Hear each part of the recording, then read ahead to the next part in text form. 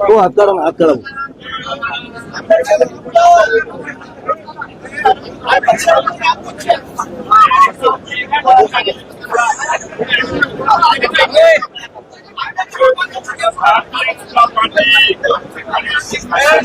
हो दादा.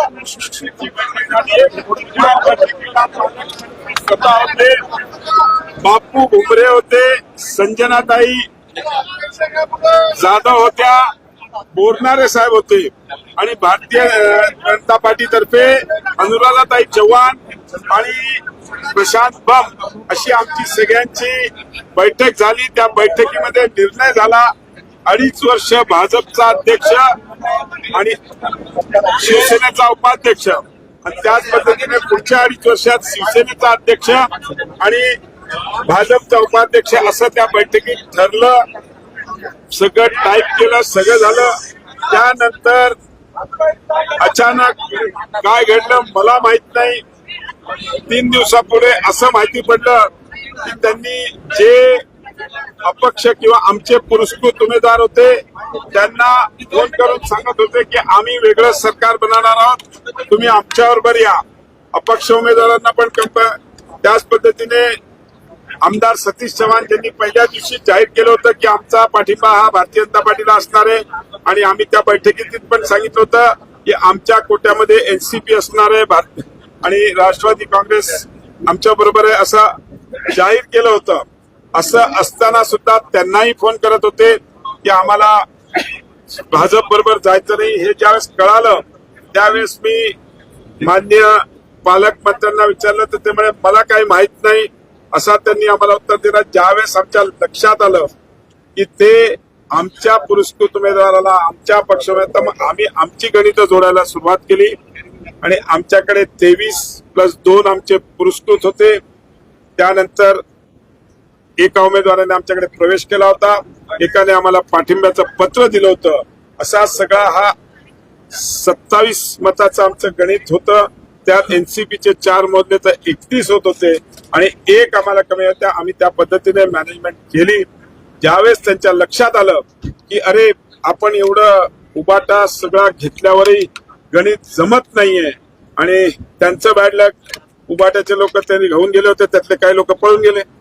तुमच्यासोबत आले? नाही, आमच्यासोबत नाही आले. आमच्यावर कुठे आज आमच्या ह्याच्यात कोणी नाही येते. अच्छा, त्यांच्या बरोबर पण त्यांच्या बरोबर नाही राहते. अच्छा,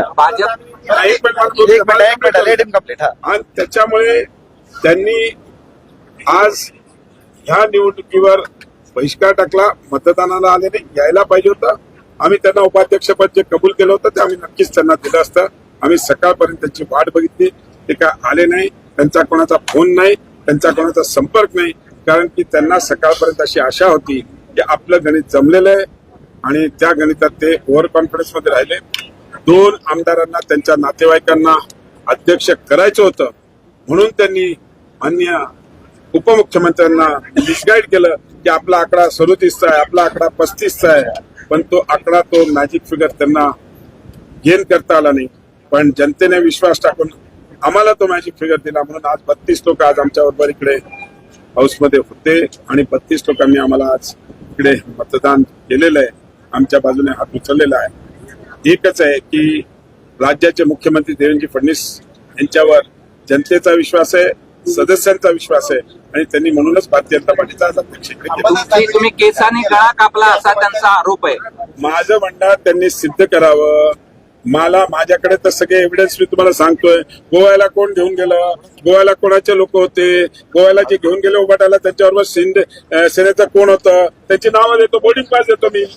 मी तसा थोडा हायटेक माणूस आहे, बोर्डिंग पास प्रिंट काढून देतो मी. तुम्ही विश्वासघात केला नाही असा त्यांचा आरोप आहे. आम्ही कुठलाही विश्वासघात केला नाही. आम्ही सकाळपर्यंत त्यांची वाट बघत होतो. त्यांनी येऊन उपाध्यक्षाचं पदाचं आम्हाला सांगितलं असतं तर आम्ही नक्कीच या राजकारणाचे परिणाम राज्याच्या राजकारणावर पडतील ही शिवसेना आहे अशा पद्धतीचा इशारा सत्तार अब्दुल सत्तारांना म्हणा तुमचं मतदारसंघ सांभाळा. 50% आम्ही तिकडे भाजप आलेली आहे. त्याच्यामुळे त्यांनी आम्हाला तुमच्या मुलाला करायचं म्हणून तुम्ही हे सगळं केलं. तुमच्या मुलाला अध्यक्ष करायचं म्हणून तुम्ही हे युती तोडायचा प्रयत्न केला. तुम्ही उभाटाच्या लोकांना उचलून नेलं. पण यात महायुती तुटली ना इथे संभाजीनगर नाही, पोलीस आमच्या बरोबर एनसीपी आहे ना, आमच्यावर महायुतीतला एक घटक आहे एक आमच्यावर. घटक गेला. एक घटक गेला, चालतंय, राजकारण आहे. पण राज्यात त्याचे पडसाद दिसतील म्हणतायत, मग त्याचं काय ते बघूया. त्यांनी विचार करावा. मुख्यमंत्री एवढे सक्षम आहेत अच्छा. या सगळ्या गोष्टीला फेस करायला. ठीक आहे. धन्यवाद. भारतीय जनता पार्टीचा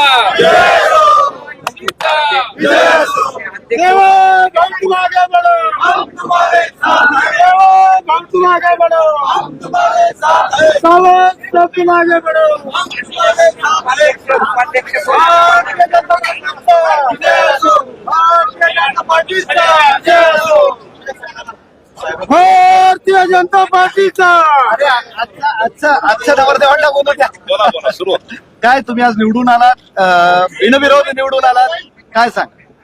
आपण बघताय की संबंध देशामध्ये संबंध राज्यामध्ये भारतीय जनता पार्टीच्या कामकाजामुळं या ठिकाणी देश आणि राज्य अत्यंत चांगल्या प्रगतीपथावर जात आहेत आणि गल्ली ते दिल्ली या ठिकाणी भारतीय जनता पार्टीची सत्ता असावी यासाठी मोठ्या बहुमताने आदरणीय या राज्याचे मुख्यमंत्री देवेंद्रजी फडणवीस साहेब यांच्या नेतृत्वावर विश्वास ठेवून आज जवळजवळ या छत्रपती संभाजीनगर जिल्हा परिषदमध्ये भारतीय जनता पार्टी हा नंबर 1चा पक्ष या ठिकाणी निवडून आलेला आहे आणि म्हणून आज या ठिकाणी भारतीय जनता पार्टीच्या अध्यक्षपदी माझी निवड झाली, उपाध्यक्षपदी आमचे सहकारी जितेंद्र जयस्वाल साहेब यांची निवड झाली. तुम्ही पहिले अध्यक्ष असाल ज्या निवडणुकीत सर्वच पक्षांनी बहिष्कार घातला, फक्त तुमचाच पक्ष होता. नाही, कोणत्याही पक्षाने या ठिकाणी बहिष्कार घातला असं म्हणता येणार नाही. त्यांनी एक प्रकारे आम्हाला या ठिकाणी सहकार्य केलेलं आहे. कसं सहकार्य केलं ते सांगा. आमचा 32चा कोरम या ठिकाणी जो काही मॅजिक फिगर आहे तो पूर्ण राहिला होता आणि म्हणून ते या ठिकाणी आलेले नाही. ठीक. Okay, okay, thank you. धन्यवाद.